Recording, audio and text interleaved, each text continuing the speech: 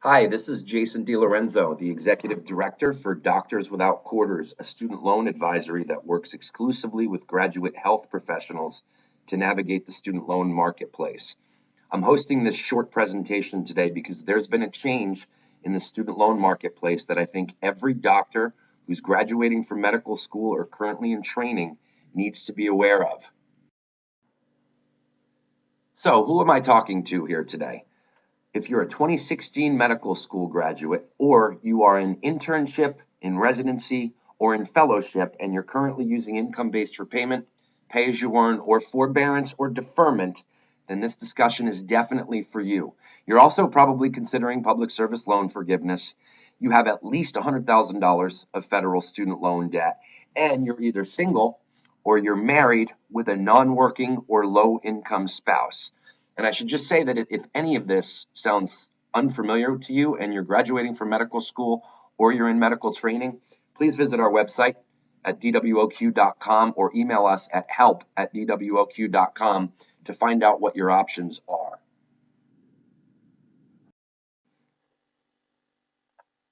In December of last year, the government introduced a new income-driven loan repayment plan called Revised Pay-as-you-earn.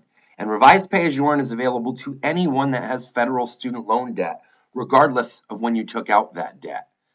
It works very much like Pay-as-you-earn in that it requires 10% of your discretionary income. However, in Revised Pay-as-you-earn, 50% of your accruing interest is not charged when your monthly payments don't cover your accruing interest. So let's take a look at how this looks in a simplified example of a borrower who has $200,000 of federal student loan debt with an average interest rate of 7%.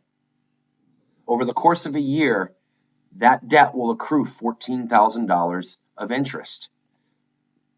If you're in Revised Pay-as-you-earn and you're paying $250 a month based on your residency salary of around $50,000 a year, those monthly payments amount to $3,000 over the course of a year.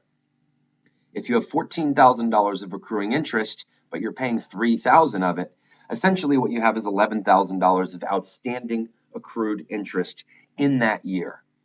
Now, if the government is not charging 50% of this interest, then your savings is $5,500 in that year. That makes your effective interest rate on those 7% loans actually less than 4% during that year of training. This is a significant benefit that all residents and fellows need to understand. So if you're currently in training, you're probably wondering, can I switch from income-based repayment or pay-as-you-earn now into the Revised Pay-as-you-earn program, and what are the benefits and drawbacks? Well, so the answer is definitely yes, you can switch into Revised Pay-as-you-earn, and for a lot of you, you probably should.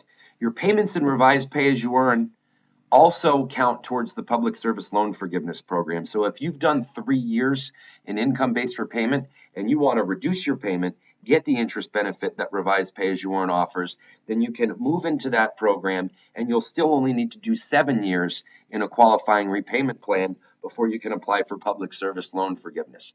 A couple things to note here. When you do make the switch, you will be required to make a standard monthly payment on a 10-year term, which can be expensive for some doctors in training. You can also request a reduced payment forbearance for 1 month. This payment can be as low as $5, and then you can switch into Revised Pay-as-you-earn.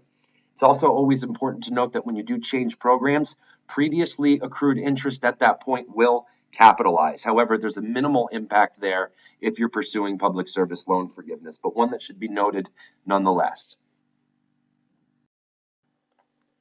So some of you might be thinking at this point, $5,500 of interest savings every year I'm in training? What's the catch? Well, the fact is there is no catch with respect to Revised Pay-as-you-earn. If you have a high level of student loan debt and a modest income, which most residents do, the interest benefit is very real and it's very substantial. There are a couple of situations or nuances to Revised Pay-as-you-earn that I should mention. Revised Pay-as-you-earn is going to require that you use your household income regardless of how you filed your taxes.